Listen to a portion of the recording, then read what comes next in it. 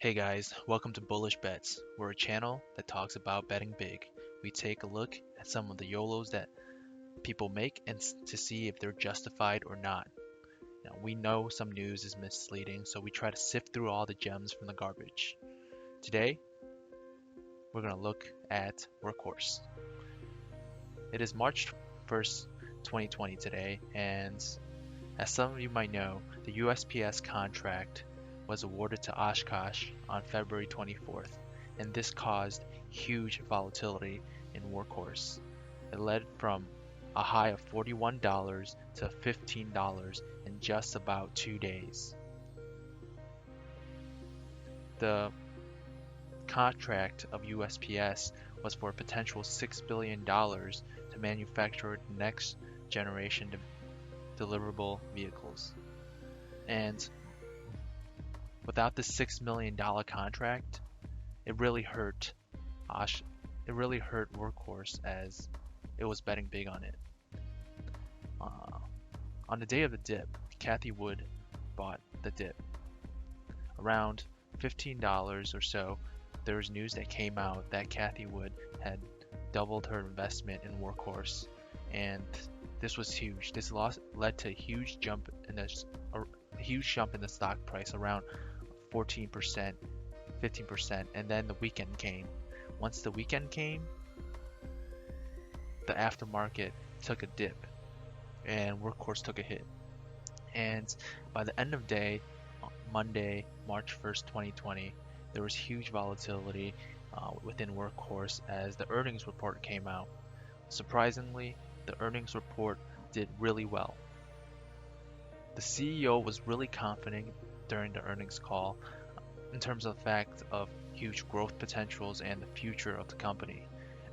He stated that we're entering a new year in the strongest ever position, both financially and operationally, counting over 200 million of cash on balance sheet, and we are well capitalized and to expand our manufacturing throughout, and with over 8,000 vehicles in our backlog. We now have the order book to reliably build for our multi-year growth plan. With the amount of cash that Workhorse has in hand and the confidence of the CEO, Workhorse looks like it's going in the right direction even without the USPS contract. The backlog of vehicles gives them some wiggle room to actually manufacture the cars that are ordered, and this unfortunately has been a big problem for Workhorse. But with the cash in hand, it can potentially help them really grow their business. The earnings per share for Workhorse was expected to be negative 33 cents, but it beat the earnings per share, and it hit $2.35. And these numbers, I took some time to dig a little deeper as it was a huge jump, and I wanted to see what led to growth in earnings and by so much. So I jumped right into the results of operations from the 10K of Workhorse. I found this by going to the Workhorse Investor Relationship site, and I clicked on their 10K. I'll be linking this 10K on the description below. So what we're going to do now is I jump right to the results of operation, and the number shows that the net sales for the year end 2020 was around $1.4 million compared to 2019 at $400,000. This shows great growth, but it doesn't explain the $2.33 earnings per share. The cost of goods sold increased from around $5 million to $13 million, and this leads to a gross loss of $11 million for Workhorse on the year end of 2020. This is very concerning as they aren't making any margin on the sale of their business. For example, let's say you're selling lemonade what's happening is they're they're buying the lemon, the sugar, the water, and the cups for more than what they're selling it for. Let's say I'm selling lemonade for $1. They're buying all the supplies, and it adds up to around $10 to make $1 of lemonade. So they're making a loss. This isn't even accounting the labor costs that they will incur. It's just the cost of sale, which is pretty high. As we look a little deeper, the selling, general, and administrative expense is around $20 million. So that's what you pay your workers and so forth. And they have another $9 million in research and development, which leads to a total operating expense of around $30 million. And as we move forward down, there's other income that shows a whopping $320 million in a year end of 2020. This is insane because this explains the large earnings per share that Workhorse is actually showing. And it doesn't seem like it's coming from the operations and their core business model. And if we look a little deeper and scroll down a little to the other income description, it says the other income for the years ended December 31st, 2020 and 2019 was $320 million and $16 million respectively. The increase was primarily due to the increase in the fair value of investment in LMC, approximately $317 million, receipt of the royalty advance of approximately $4.8 million. So what this basically saying is Workhorse made some good investments and they had royalty from this company for $5 million. So the investment made them $300 million. And this was for Ride. The Ride stock is Lordstown Motors, which they invested in earlier on, and it went public around April 17, 2019, so pretty early on. But these shares are still restricted until April of 2021, which means that it's not really cash in hand, but they do have the gain. But let's say, but what is interesting about this is this type of income doesn't show up every year, and it doesn't show how well the operations of Workhorse is doing. It only shows that they're able to make good investments. But Workhorse is an investment company. It's a electric vehicle manufacturing company, and they also do drone delivery, but they aren't an investment company. So in this case, what you generally would do to show how well the operations are doing is to subtract the other income, the investment income that Workhorse made from the actual income.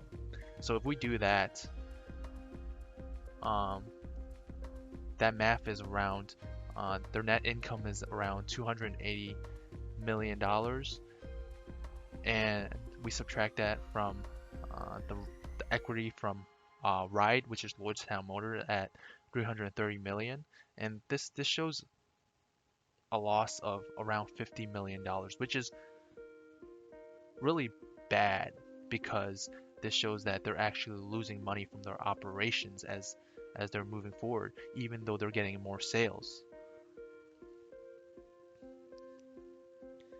And if we scroll further down, what's really happening is they have a negative cash flow. So the cash coming into the business is at a negative rate. And you could find this by scrolling down to the risk section of the 10K. As I found here, it says we have a negative cash flow from operating activities of $70 million and $36 million for the year end December 2020 and 2019 respectively. That means that they're burning through more cash in 2020, and they only increased the revenue by around 800,000. Uh, Actually 1 million to be correct. Yeah, this shows that their operations is really shaky, and even though the CEO has great hopes for the future, it seems like it's hard to sustain this business model. Although there is huge upside for Workhorse if they are able to manufacture their vehicles because they have a large backlog.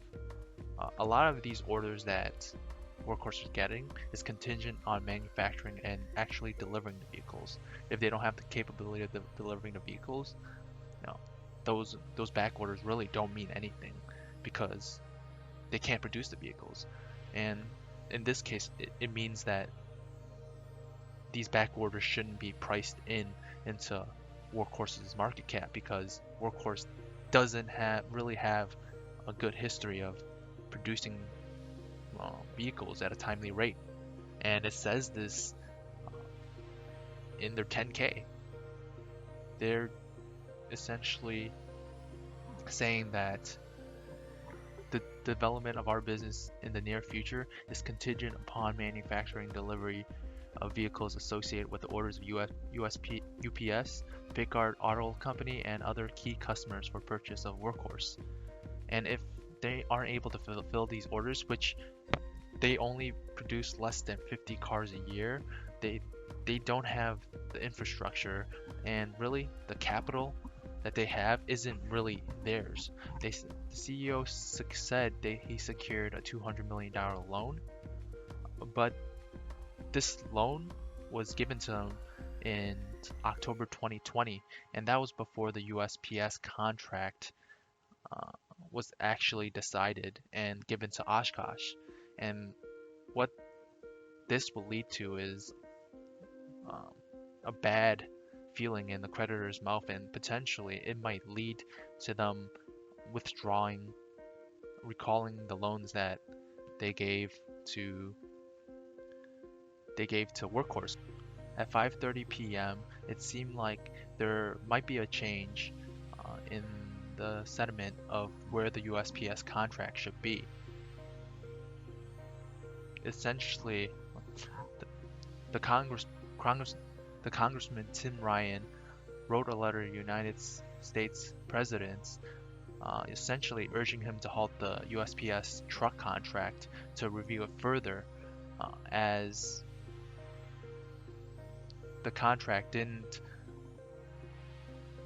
choose the winner based off a 100% electric vehicle, which the President of the United States promised that all government vehicles should abide by. And this gives Workhorse some hope, and it makes it kind of a bet that can go either way. They have a call on March 3rd, 2021 with the USPS to review the decision and see why they weren't chosen for the contract.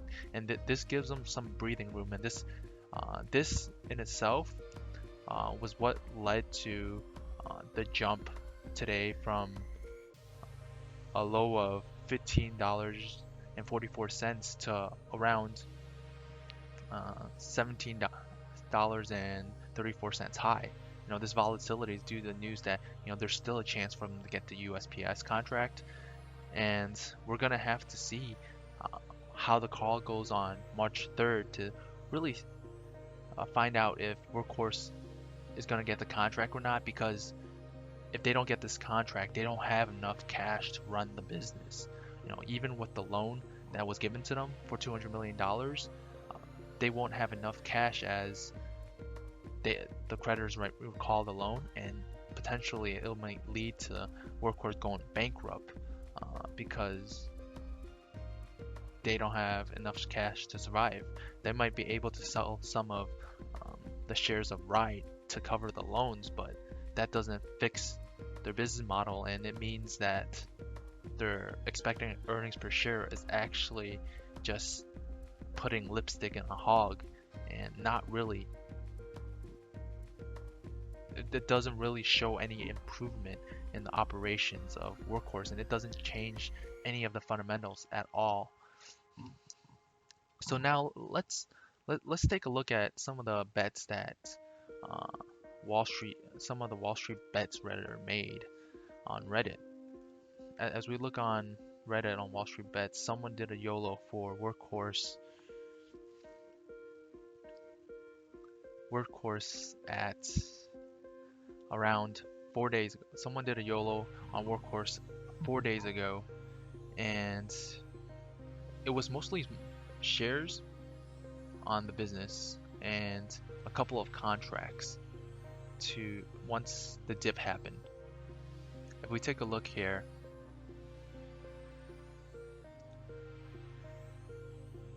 the Redditor bought 2,279 shares at $18.55. Right now this person's still at a loss, and they bought contracts for February 26th, which was the last week, for $20. And those are expired worthless, and they have March 5th options for $22. These haven't expired yet, but with the theta crush and implied volatility crush, this should have probably went down a little, but this YOLO wasn't really a YOLO, as the contracts on option wasn't that high, and the downside was diminished once the value of Workhorse dropped from $40 to around $15. So that this was a very safe play, but there's a huge potential for Workhorse to take a bigger hit if this March 3rd call doesn't go well, because they're flirting with bankruptcy. If the creditors decide to recall the loan that is on their balance sheets, and they don't have any money to fulfill the orders from UPS and Pickard, because their cost of sales right now is around 10 times the actual revenue. So they have to put in more money to fulfill these orders, which doesn't make sense at all. So this might lead to them liquidating anything they have just to pay back the creditors, and it's no point of running a dying business. So this is not any advice at all. What we're doing is just pointing out the fact that the earnings per share of around over $2 is a little misleading, because it comes from something that isn't going to happen more than once, and it's not going to happen every year. What's really going to happen if Workhorse maintains its current operations without improving its manufacturing ability is a cash flow of negative $70 million, and that's the reality of it. If they don't find a way to fix this problem, it's not going to sustain long, because it's burning through cash every year, every quarter, and every second. So that's our take on this play. In terms of it being a YOLO, we personally don't take any short positions, or we don't buy any put options, because we don't like seeing any companies lose, because that means people are going to get fired, and they're going to lose their jobs. But if you want to play something that goes against Workhorse, it would probably be Oshkosh, which won USPS contract, or THCB, which is a company that Oshkosh has invested in for their electric batteries. Again, guys, this is not financial advice of any sort. We are here just to do a deep dive into some companies to give you a better understanding before buying their stock. And that's it for today. Comment below with your thoughts on Workhorse, and we'll see you on the next one. Don't forget to subscribe and like.